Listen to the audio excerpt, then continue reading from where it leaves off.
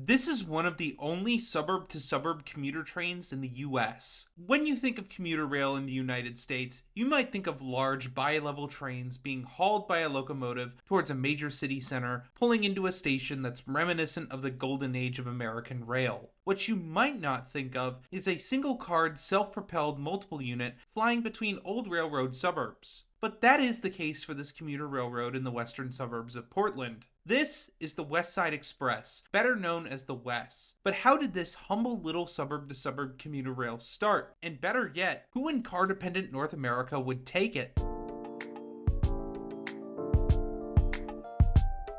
Like pretty much everywhere in North America, we have to go back to a time where traveling by train was the most common way to get between cities. Portland was no exception to this. Being a moderately sized port town along the Columbia River, Portland needed connections to some of the other towns that were popping up in the region. And two of the most popular interurban railways on the western side of the city were the Portland Electric and the Beaverton and Willisburg, which was a part of the Southern Pacific Railroad.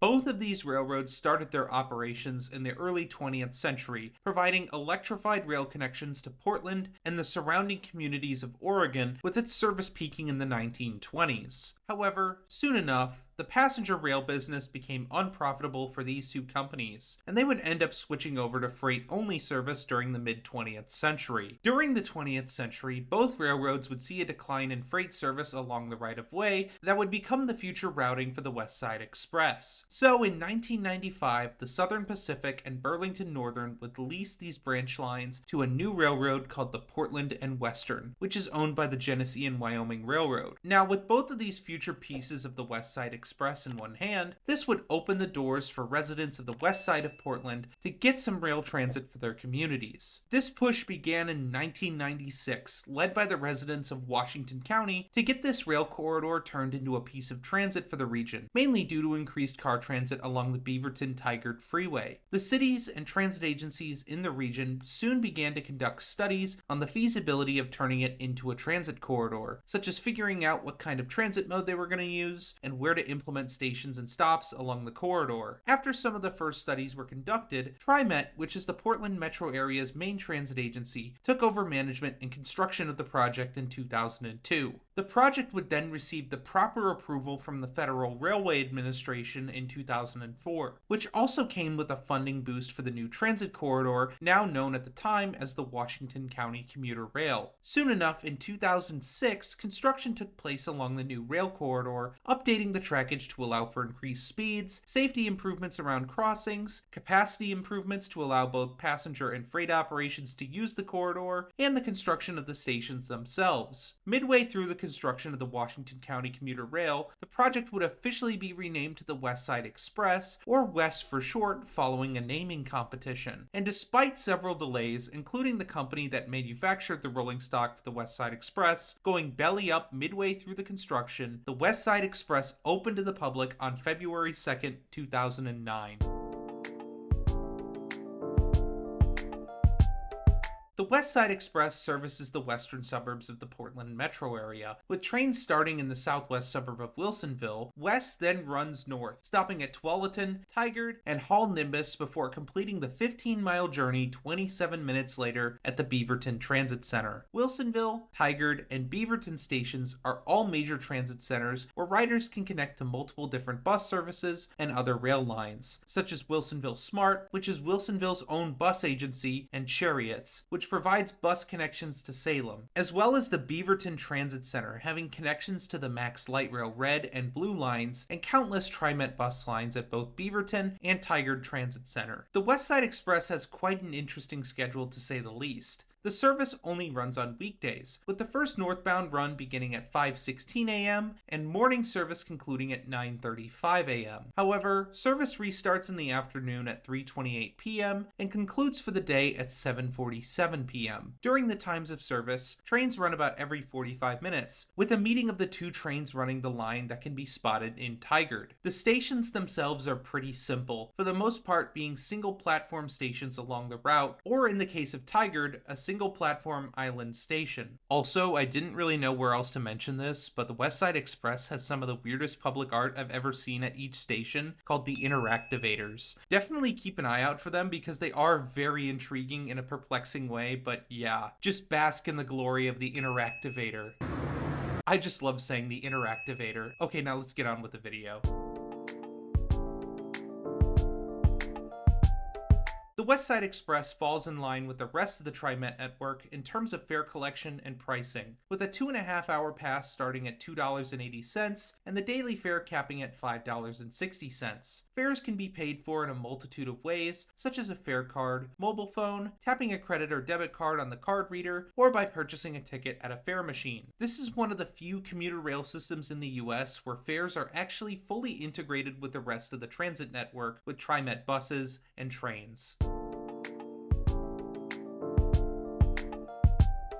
The Westside Express offers some of the most unique rolling stock out of any commuter railway anywhere in North America, or honestly, anywhere in the world. The Westside Express operates 3 DMUs built by Colorado Railcar. This, however, has been a problem since the beginning of operation, as Colorado Railcar filed for bankruptcy before their diesel multiple units went into service. So to make operations work when maintenance needs to be done to the Colorado Railcar diesel multiple units, TriMet acquired 2 sets of Bud rail diesel cars to be used. These DMUs, built by the Bud Company back in the 1950s, have seen many years of service for railroads such as Trinity Rail Express, Via Rail, the Alaska Railroad, and even the New Haven Railroad. Despite the age of the RDCs, they offer level boarding alongside the Colorado rail cars and are fully accessible, with the Colorado rail cars offering some of the best commuter rail seats I've seen anywhere. They have a good amount of padding in the seats, and they even recline, which is something you can't say for most commuter rail seats. And while I can't speak on the comfort of the RDCs as I haven't been on board them just quite yet, it is a true experience to witness them roll down the track, as they are really just rolling time capsules of the golden age of railroading.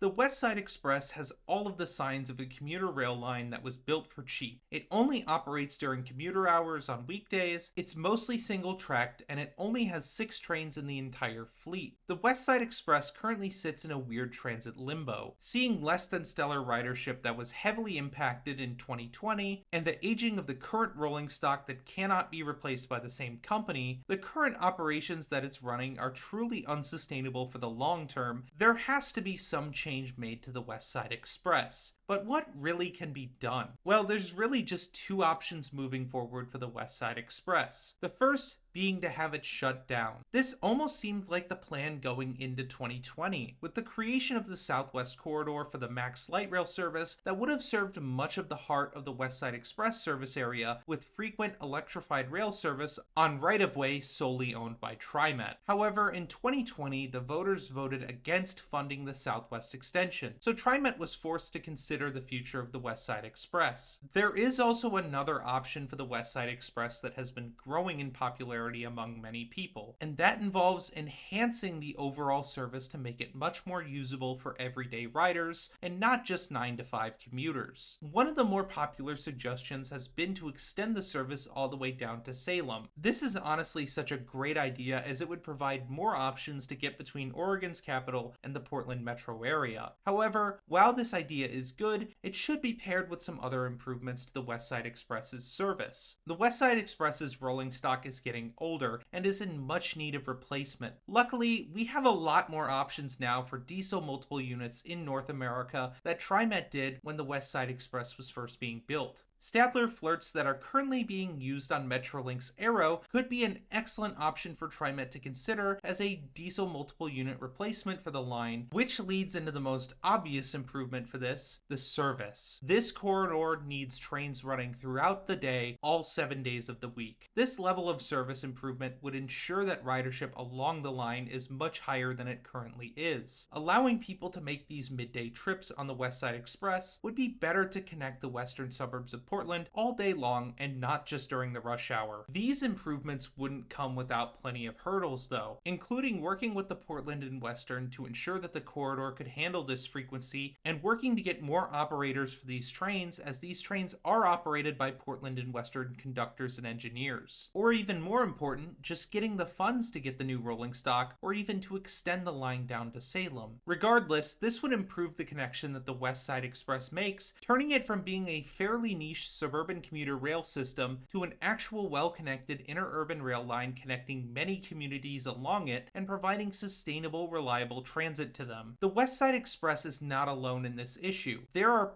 plenty of small commuter rail services all around the country that are considering whether to improve service or to just shut down. But these transit connections are important, not just for the communities that they run through, but for other cities to look to as a model in better connecting themselves with other cities in the region or state. The Westside Express is an odd service, without a doubt, but in a lot of ways, it's just like the Max Light Rail system that TriMet also operates. Born out of a way to reduce traffic on the highway network, the Max Light Rail has blossomed into a fairly decent regional network for the Portland metro area. While the Westside Express is under somewhat different circumstances, West could very well be the model that Portland needs in order to give the metro area and further surrounding towns and cities the regional rail network that they deserve. While it's honestly quite a stretch to say this, the Westside Express does still show a lot of potential in how regional rail could help improve Oregon's largest city. Despite its flaws, it's a fast service that connects the western suburbs well and could be part of a future regional rail network that makes the region a better place to live. But have you ever taken the Westside Express? Do you think that they should expand the service? Let me know down in the comments below. Thanks to the patrons for supporting this video and the channel. And if you'd like to get early access to videos, extra videos, your name in the credits like these wonderful people, or just to support the channel, click the link to my Patreon down below. Thank you so much for watching, everyone, and as always, I'll see y'all on the next one.